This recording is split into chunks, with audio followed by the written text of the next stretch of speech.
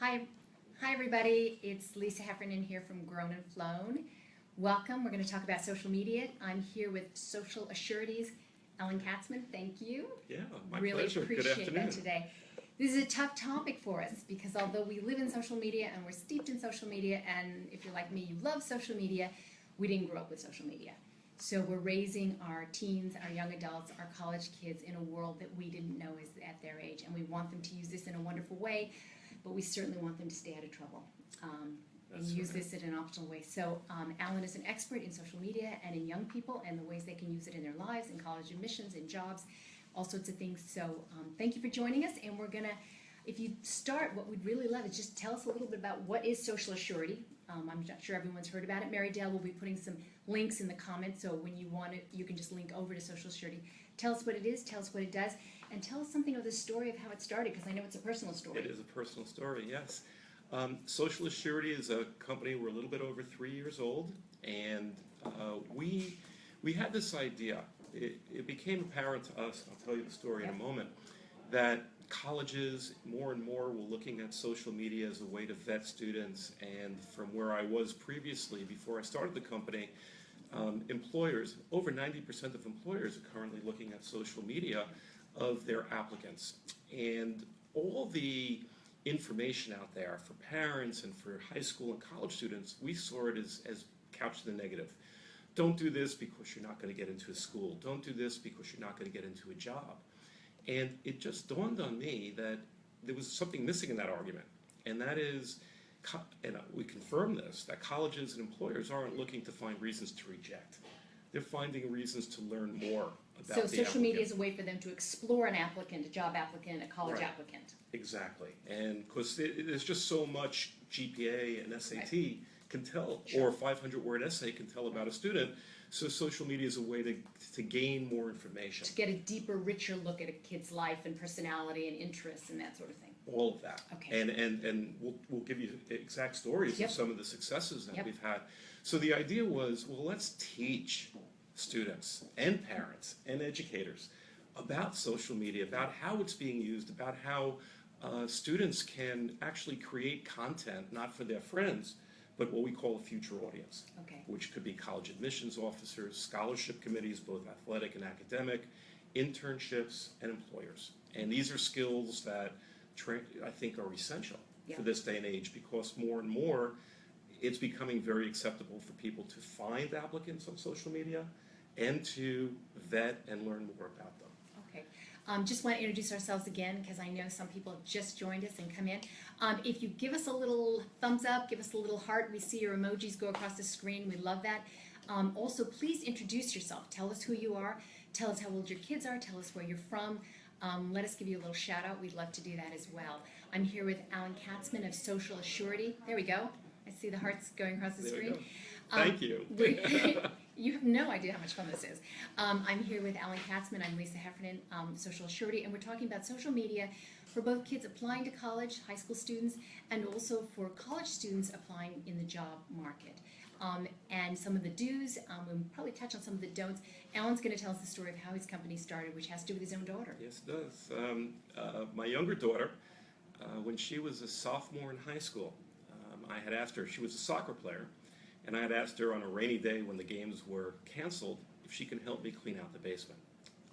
She reluctantly accepted, and about 5 minutes into the chore, we found my old crate of record albums from college. Vinyls, which are now popular, but back then, once I convinced her that these actually played music, and I found my old turntable and set it up for her, and we started listening to music. The next day, she was thinking about this, and the next day she said, "Dad, I'd love to start a blog." And that was the first time in my life I've ever heard the word blog. So I said, "Is it safe?" And she started laughing, and yeah. So when she told me, her idea was that she wanted to write about several of these albums. So I picked out about 10 or 12 what I thought were classic albums. What she would do is she set up a blog for the vinyl record is the blog. I think it's still up there. And she would take a picture of the cover. She Googled the album, when it came out, what was going on in the country and the world at the time, and then she did a critique of the music. She did about 5 albums sophomore year, probably another 5 junior year, And then senior year, she got all distracted. She moved on to other things. Applying to college, taking tests. Fast forward 3 years. She's a junior in college at the University of Wisconsin in Madison. And she gets an email in September from Sony Music. Dear Nicole, we came across your LinkedIn profile. Yes, she had a LinkedIn profile. And we also saw your blog and your love of music. We are looking for someone located in Madison to do advanced work for college bands coming through Madison, Wisconsin. Yeah. She never applied for this internship. They found her, and she accepted, and she did the work. And as a thank you, they had about 25 of these interns throughout the country. And as a thank you, Sony flew them all into New York City for a weekend, where they got to meet Sony executives. They had private concerts. It was a real classy way of saying thank you to unpaid interns. Learn a little bit about the corporate world for a college kid. Exactly. And Nikki then connected with these executives of Sony on LinkedIn. The following year, she's a senior. She gets another email from another Sony subsidiary. We've heard so much about you, Nicole. Would you do similar work for us? Which she did. In April of her senior year, she decided that she didn't want to go straight to graduate school, that she wanted to get some experience. And, Dad, how do I go about getting a job? And I said, why don't you just send some emails to these Sony executives that you met? Just don't ask them for a job. Just say, you know, I'm graduating, and I want to. She wants to work in New York. She wants to get into digital marketing. And a day after she wrote an email, she got an email back from one of the executives, and he said, funny you should send an email. I was just at a event last night, and someone said they're looking for a recent grad to do this exact work. Would you mind if I send over your name and LinkedIn? What a wonderful thing. She had a job 2 weeks after graduating college, all because of the blog that she started sophomore year. And the LinkedIn. Yep. But mostly the blog, because that showed her interest in music, which set her And aside. initiative. An initiative. All these great things. And it was just out there. She didn't work it. Yep. She wrote it. She was interested in it. It was genuine. And it opened up doors for her. And I think it's a prime example of the power of having a digital presence. Okay. And it's just becoming even more and more important each year, each day.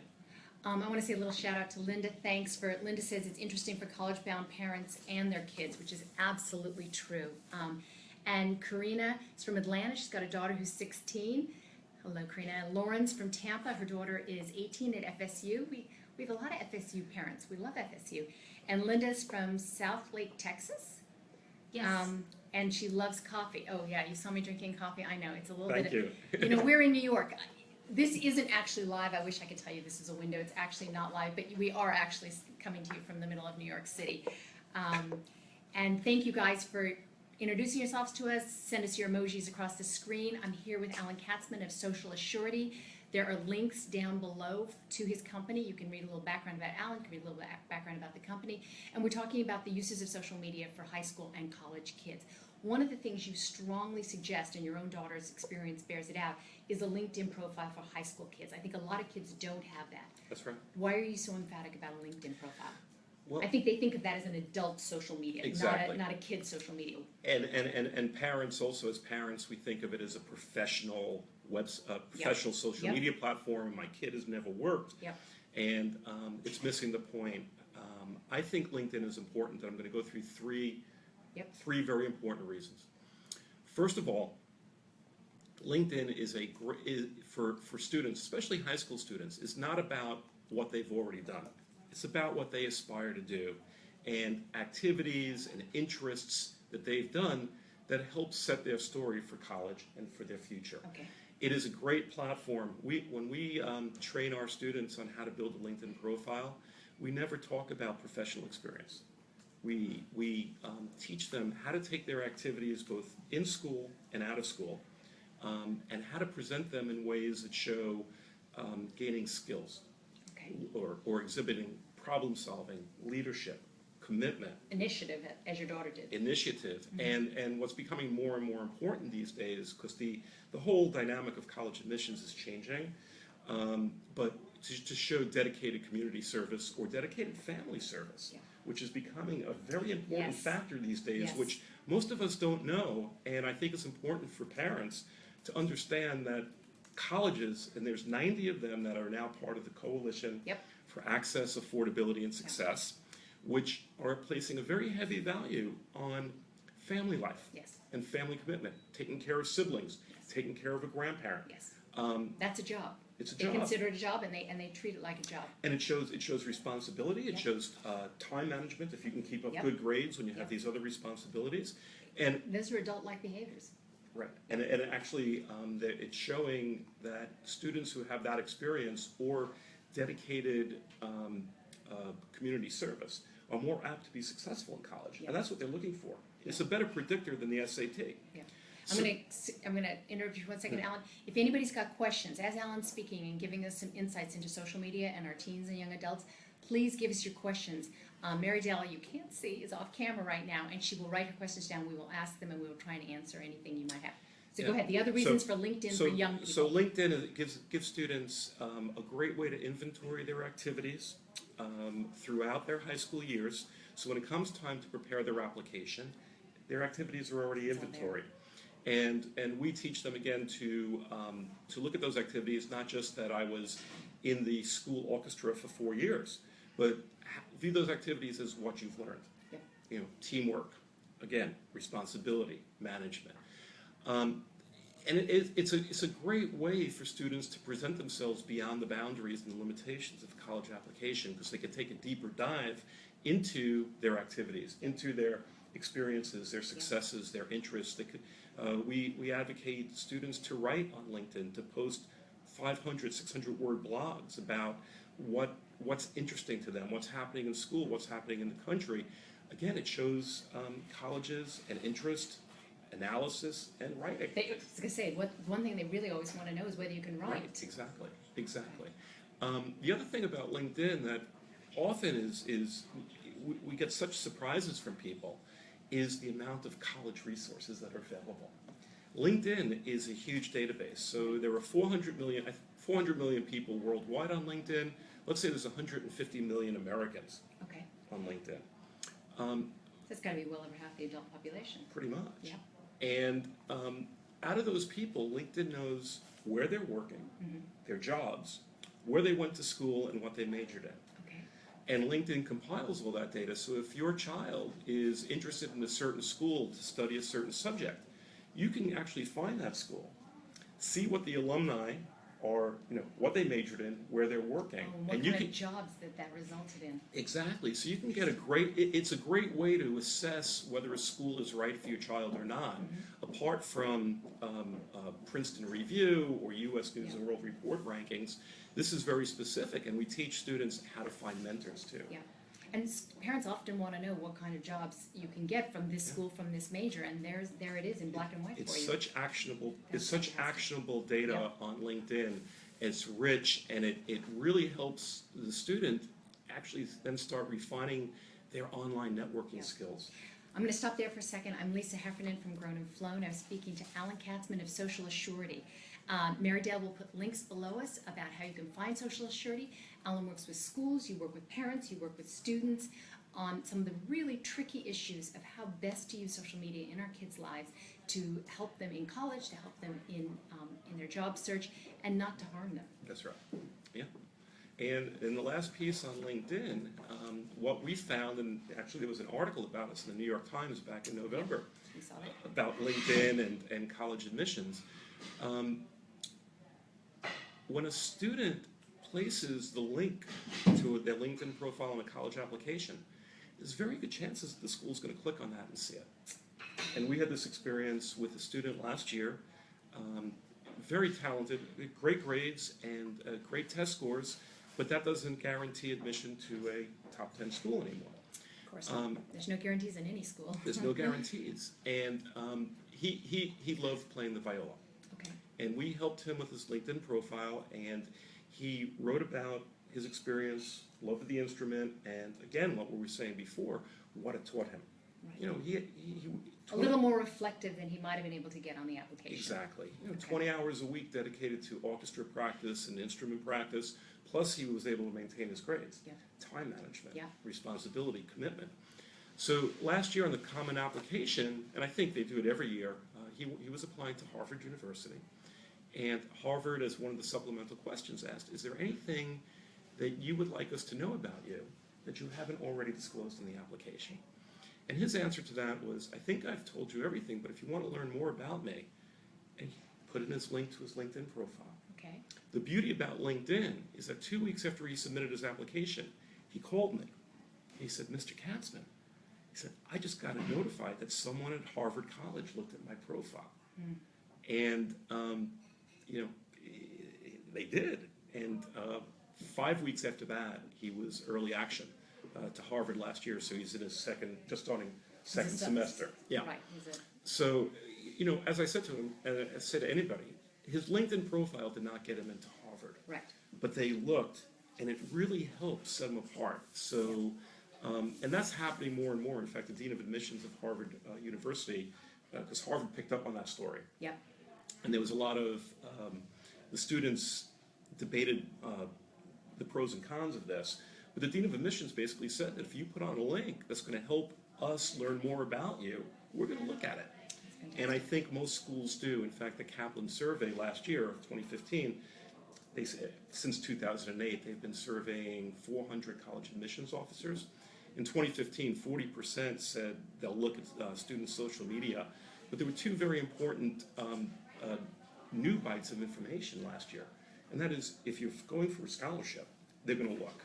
Because character counts, and people can tell a lot about your child's character from social media. Okay. And number two, they said, if you're going to put the link on there, we're going to look. And it could be a link to your LinkedIn profile, it could be your portfolio on Instagram, or it could be your blog. But this is important for us to be teaching these students to create content not just for their friends, but for their future. So it's a different kind of content. I want to pause for a second and say hi to Whitney, to Helene, Mary Beth, Deborah, Kathy, Rosemary. Thank you guys, and thanks for your emojis that Alan and I can see crossing the screen when you press them.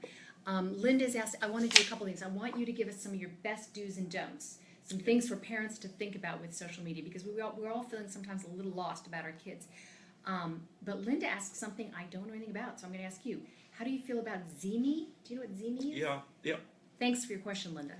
I'm going to start there, and then we'll do some do's and don'ts. All right. Zeme is a portfolio builder, an online portfolio builder. And you don't mean portfolio for artists. You mean no, like a digital portfolio. Okay, so, you so can for a put body of work. You can put in your accomplishments. You can put in your activities. You can be putting in anything you want. What we advocate is Zeme is private. So there is a connection between a college and the applicant. So only that college will be able to see Only the one portfolio. college? Or whatever Or as college. many as you allow. Right, but the colleges have to subscribe to the service. We think LinkedIn is, again, just looking at it rationally, LinkedIn with its user base and the number of people who can access it, we think getting on that public, we call it digital interstate, has much greater value for the student, because there's two ways of looking at this. A lot of us look at it just, the school is going to look at social media because you're applying. So it's a one-way street. Yep. And that's part of it. But there's another huge issue here, and it's happening in employment as well as in colleges. And that is people viewing social media as a huge database. Yeah. So they can search and find students with particular skills that they're looking for. Right. And same thing with employers. It's called social media recruiting. So the value of Zeme in that regard, I don't see it. Right. But LinkedIn, that's where And people you are going to also, go to with find. LinkedIn, you're building something. You may start it when you're 15 or 16 or 17 years old, and you just continue to add to it. That's You right. put summer jobs on it while you're in college. You put things you've done in college, and it's there ready for you when you're looking for a job. And also, the whole history is there. And you're networking through groups, Yes. through connections. Right. I just see it as being much broader and richer and Okay. robust than Okay. just and a like private. you said, 150 million people in the United States and more people worldwide. And all colleges are on it. They all Right. have a presence. They all look at it. So Linda had a follow-up question or statement. She says that they use Zeme on the Common App.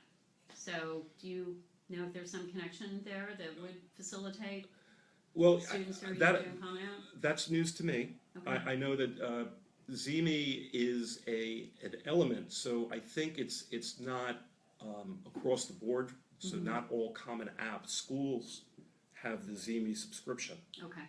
and this is my best guess. I'm not definite on this, but I think those schools that have ZME, okay, Yeah. you can then use ZME with the common app for that particular Got it. school. Got it. Someone also asked the question having to do with what is the right age for kids to get involved with social media? Well, the social media sites, Facebook, Twitter, Instagram, Snapchat, those are 13. There's the rules of those. That's the rules of Platforms. those sites. LinkedIn is 14. I think LinkedIn, I suggest a sophomore year, which is... Sophomore year in high school. Yeah, yeah. I Yeah, think LinkedIn. ninth grade's a little too early. I think ninth grade is still trying to get yourself acclimated Finding to your high feet. school, finding your Yeah. feet, finding your place. But I think 10th grade which is what, 15? 15, some kids are Yeah. turning 16. Yeah, I think that's a great time. As for the other social media platforms, I think there's much needed education because the social media doesn't come with user manuals. And we don't come with much experience. right, we can't help them. We're not a source for them. A role. We All don't of our role experience model. on Snapchat. Exactly. So I know a lot of schools are coming up with cyber civics courses to help students understand this. Yeah. But I think there's a level of maturity. I think 13, can get some kids into trouble. Okay. Again, I'm just going to introduce myself for a second. I'm Lisa Heffernan, and I'm here with Alan from Social Assurity, Alan Katzman. Mary Dale has put links to Alan's website. Alan works with teachers. He works with schools. I know you speak at schools all the time. He works with parents, and he works with kids about how to use social media in ways that help the kids get where they want to do, either academically or in their professional lives. What I'd love to do, if you can give us some of your, sort of just a few tidbits of your best advice. I know people should go to your website to find a lot of this stuff, but just a few tidbits of some of the things that you see regularly that you think, gosh, I wish every parent knew this about for their kids. Yeah, great. I like to start it. I like to set this up in by way of audiences. Your children know of, we call it the first audience, which is their friends and colleagues. That's who they're creating content for. And what we're seeing in a lot of articles and science publications is that the feedback they get in the form of likes, friends, new friends, followers is very, very powerful. Yeah. It's the It's like a currency. dopamine reaction, Exactly. isn't it? Yeah, you get a new follower or a share or a like. They say it's similar to the experience you get from eating chocolate. All right. It's that kind of experience. So they're creating content to get the best feedback from their friends. Yeah. The second audience is you and teachers and family. The adults close to them in their lives. They're also aware of that, and they want to avoid you. They don't want you to see what they're putting up. Because again, if they're trying to get the attention of their friends, right, they don't want you to see that. Just like we wouldn't have want our parents to see our shenanigans. Very different audiences. Different audiences. So that's what's caused the exodus that we all know from Facebook to Snapchat and to Instagram, and now they're actually fleeing Instagram because we're encroaching that territory. There's a third audience, and this is where you as parents can really help them, and that is they're being bombarded with marketing that's promising them sites that disappear, where their posts will disappear, or where they're anonymous, and that's fiction. Asking them to put up perhaps riskier content or stuff they really wouldn't want there forever. Exactly. In the belief that it will not be there forever. Right, because if you think you're anonymous or you think something's going to disappear, Right. the risk isn't there. Yes. Well, Or you believe it's not there. you believe it's not there. Okay. So it's really important to let them know that everything they post is permanent. Even Snapchat, which first came out and promised disappearance, it doesn't promise disappearance anymore. Right. Because it never did. And even if something disappears, as we all know, you just screenshot it. Anyone can screenshot anything, and then there's a permanent public record of it Exactly. for all of time. So the idea is to use the power of social media, which is its permanence and discoverability, to create content now for the third audience, which we call the future audience, which they're not aware of. In fact, we have scholarship college students who were surprised when they post something on Twitter that the world can see it. Well, this was only going to be seen by my followers, and it doesn't work that way. So we have to gear them towards this third audience, and we talk about college admissions officers, scholarships, employment, but it goes beyond that. It goes to future landlords. Landlords are looking. Sure. Insurance companies. Sure. If you want to get auto insurance for your teen or your college student, they're looking at their social media posts. And the fact is, although having a lot of pictures of alcohol may not harm them getting into a college, okay, it may really cost you a lot of money, because if every picture of them is having a beer bottle, holding a bottle of beer, you're going to pay a rate, because chances are you might be driving under the influence. So the applications for this go beyond what we focus on, but it's probably an endless list. So they have to learn that people are seeing. Yeah. We're talking about social media. I'm here with Alan Katzman of Social Assurity. All the links to his site and what he does should be below here. And I think, Mary Dell, we've got some questions? Yes. Annie has written in, my son Annie. is a sophomore in college without a Twitter account. I follow all his university Twitter feeds, and there's great information there. Should I push him to get a Twitter account, or is he okay without? I'm worried he's missing out on great information. Thank you for that question. You bring a smile to my face, because Twitter, I think, is, when used correctly, is probably the most powerful networking tool out there. And we have a course on Twitter, which, again, it teaches them teaches people how to use Twitter to network. We see Twitter as a funnel to bring people to your profile, and if you put the link, because you're allowed a link on your Twitter profile, to your LinkedIn page. Okay. And so they discover you on Twitter, but you can use it to take people to you can take it to LinkedIn, you can take it to your Instagram portfolio. Yeah. But Twitter is a great way to meet people, influencers. It's a great way to engage with future employers. You can find people who share your interest, and there's no roadblock on Twitter. I've also heard from people who work in employment. It's a great way for people, if you've got an interview at a company, it's a wonderful way to do some background research on the company, to know what is most. If you go to a website, you can be looking at stuff that's months old, even years old sometimes. If you go to a company's Twitter account, you can sit down in an interview and talk about the most important, up-to-date things that are happening in that company right now, so you stand out as a applicant or a job seeker who's really done their research. Absolutely. In fact, there are a number of companies who will post jobs on Twitter. So if you're not following that company, all right, you're not going to see it, and that's why they're posting there, because they want to see people who are interested in their company. Yep. And the people who are following them on Twitter will see it. So great source of information, great way to redirect information to yourself. Mary Dell, do we have another question? Yes, we do, from Karina. Hey, Karina. Is it true Give us a little heart. Is it true that having a social media page under a fictitious name will raise a red flag to admissions officers because they can't find you? That's a great point. Thank you.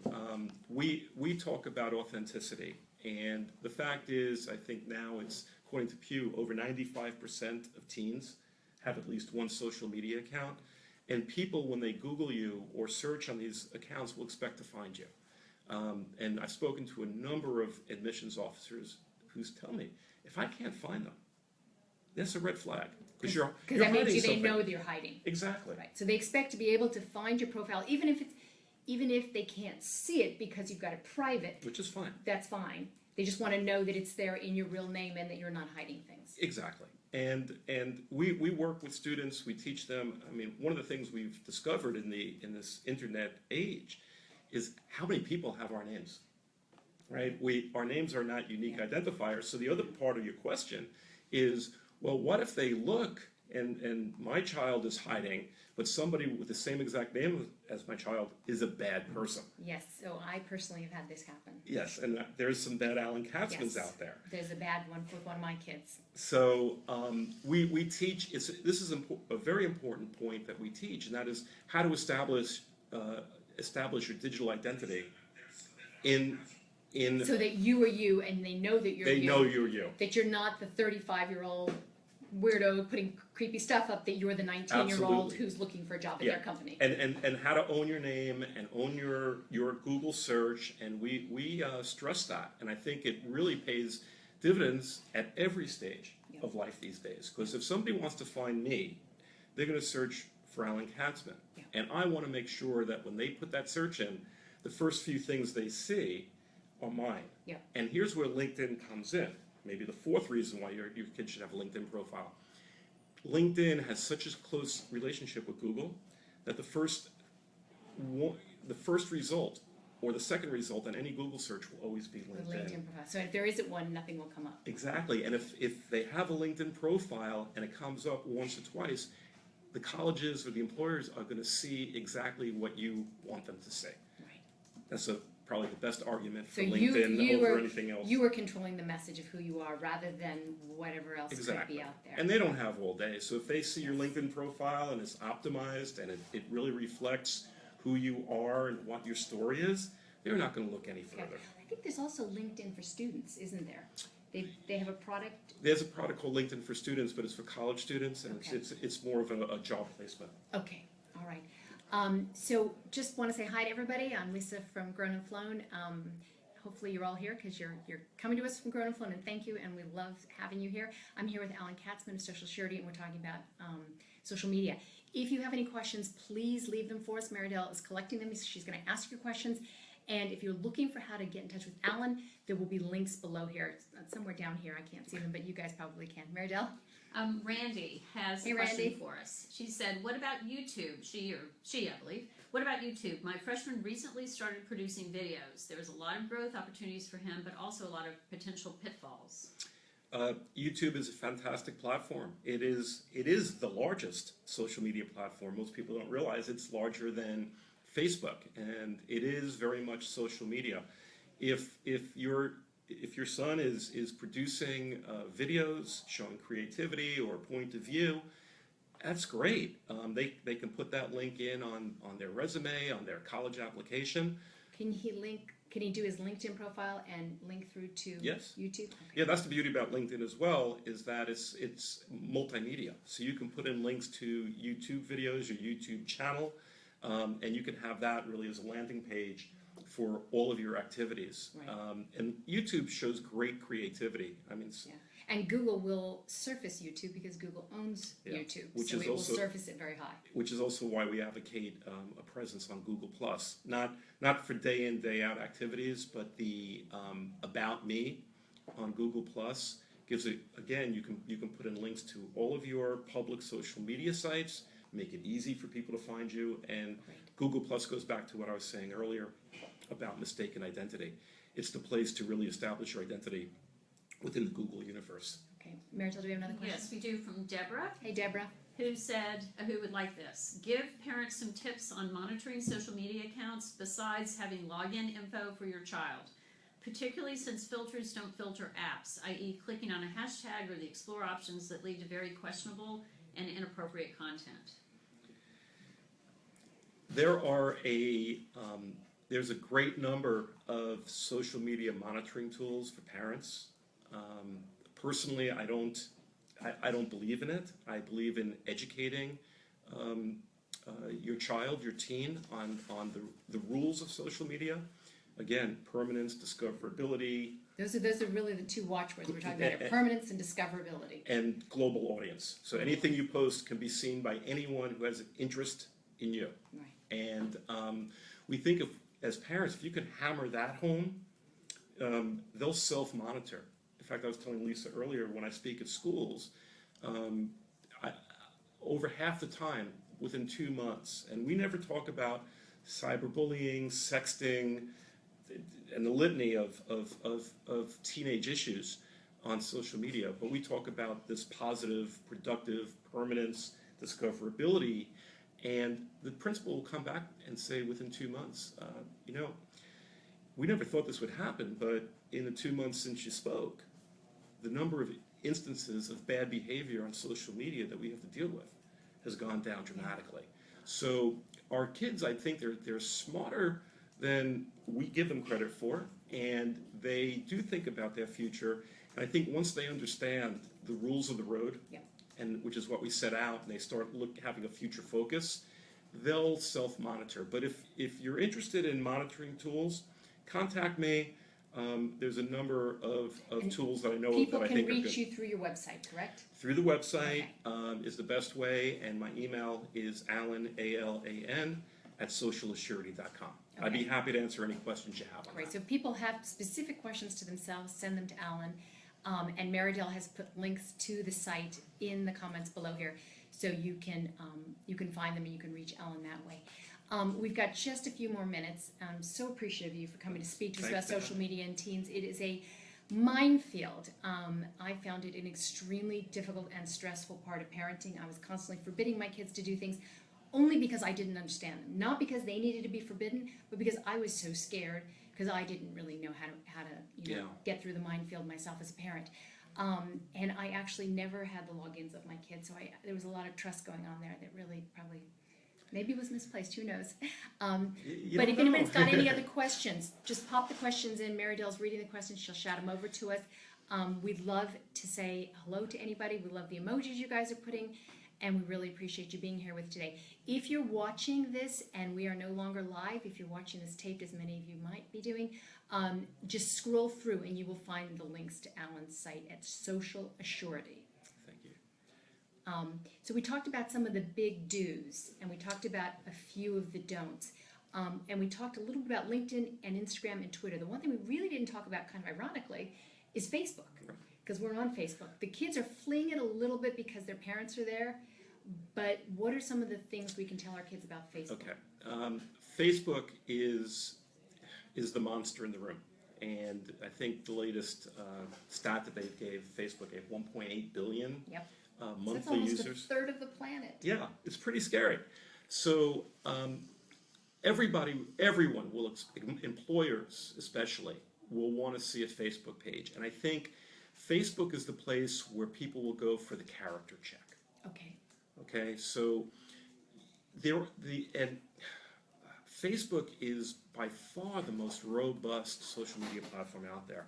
So your child can have a Facebook page, but can have two completely different views. Okay. Friends will see one thing, and people coming in from the outside can see another. Okay. But it's very important that the Facebook will reflect the interests, the activities that your child is presenting or highlighting on their applications and resume. Here's a great example. And I believe this to be true. It has not been confirmed, but it's a great story.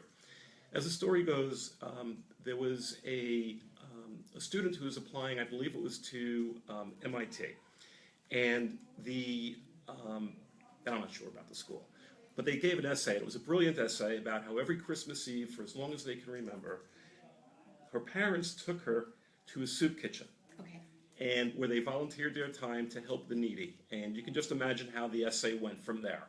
You know, all these values and diversity, and you could just imagine it. And the reviewer was so impressed with the resume that they felt that they had to learn more about the student. Found the student on Facebook, and unfortunately for the student, for the prior 2 Christmas Eves, they were at a party with friends. And they posted pictures of the party, and the Exactly. timestamp said the 24th of December. Exactly. And we call this social proof. Ouch. Marydale, you guys can't see it. Marydale's over there wincing. And this is social proof. In a way, social media is a powerful lie detector test, because you have to be consistent. And even if the story is fiction, it makes a point. If it's apocryphal, it says everything anyways. Exactly. So, but Facebook is really important. People are checking it for character. And I think if you view Facebook equaling character, there's a really powerful way to handle it. The things you like, You can put up your activities, again, going back to what we said earlier. If you do community service or family life, family responsibilities, You can highlight that all. this could be photo essays Sure. on Facebook for the Sure. world to see, and it's just a powerful platform. And yes, they're not doing it to exchange like they did 10 years ago, communicating with their friends. But again, much like LinkedIn, it's a way to present a side of their life Yeah. in, if a picture is worth 1,000 words, Yes, right? exactly. And you Think don't how get much information right, and you don't get that many right. words on an essay, so No, you that's don't. fantastic. No, you don't. We really appreciate Alan being here. If you've got questions, you can still pop them in. Again, if we're not live, if you're watching this later and we're not actually really here, please feel free to pop your questions in and we will hopefully get back to you and answer them anyways. Hello, Lisa Lichtenberg and Sharon Greenthal and Helene. We've got Kelly's here from Senior Twins, California. Kelly, I'm from California. I've never heard of Senior Twins, California. And No, she has senior twins. oh, you have Senior Twins. Well, that's Okay. why you never heard of Senior That's Twins my California. stupidest moment on No, Facebook no, no, Live. it's my worst handwriting. We'll memorialize that forever. I'll blame it on Mary Dale, but it's down to me. You have Senior Twins. God bless you and good luck. Good luck to them. Hope you're in our Facebook group because there's a lot of parents with twins and triplets. We have a huge number of parents of twins and triplets in our group, and we try and urge them along because that's a particular challenge. And Mindy's from Florida and has 2 college kids, so welcome and thank you for that. We're probably going to sign off now. You can leave further questions. All of the links on how to reach Alan. Alan speaks to college kids. He speaks to high school kids. He speaks to schools, to parents, and to students themselves. And there's plenty of information there on how to reach him. And we really appreciate you coming today. Thanks for having me. It was great. So Thank you. great. Thanks, everybody.